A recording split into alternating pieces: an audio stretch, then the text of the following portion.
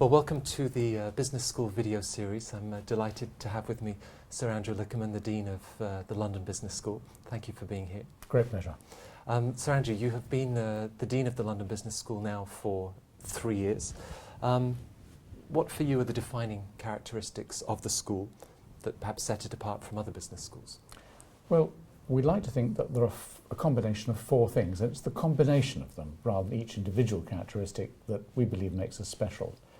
First of all, there's the quality element. We try to be good at what we do in everything we do here, and we try not to compromise on quality. Secondly, we are global and genuinely global. We have 103 nationalities currently on campus, and it's common that groups doing work together have participants, each of which comes from a different country, often from several different continents. Thirdly, there's the combination of theory and practice. We try not to make a distinction between what we do as research and what we have as practice here.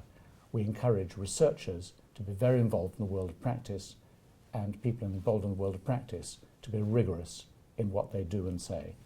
Finally, as a place, we believe this has got a fantastic buzz as an institution, and therefore the student experience, we believe, is outstanding. For you, are people born leaders, or is it something that can be developed?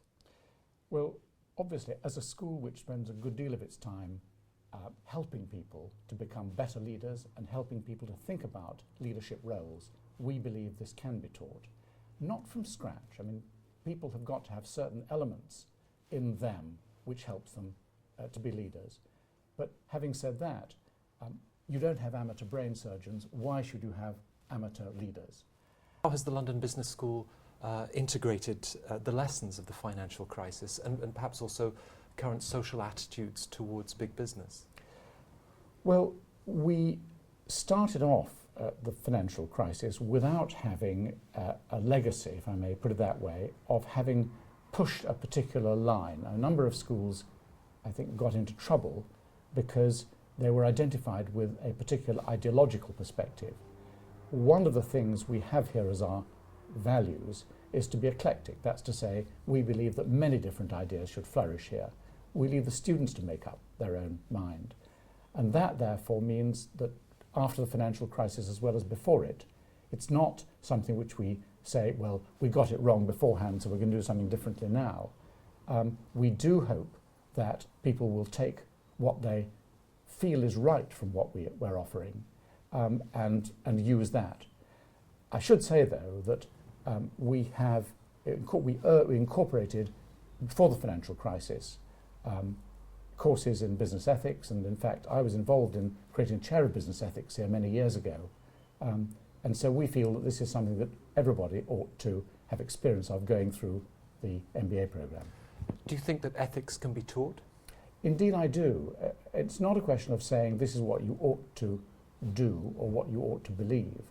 What we do is to give people situations in which there have been ethical problems and encourage them to think about those and to discuss them in a group, and then to bring out that discussion in the wider group so that they have thought through the issues. And we hope, therefore, this will prepare people well for potentially difficult situations in which they find themselves.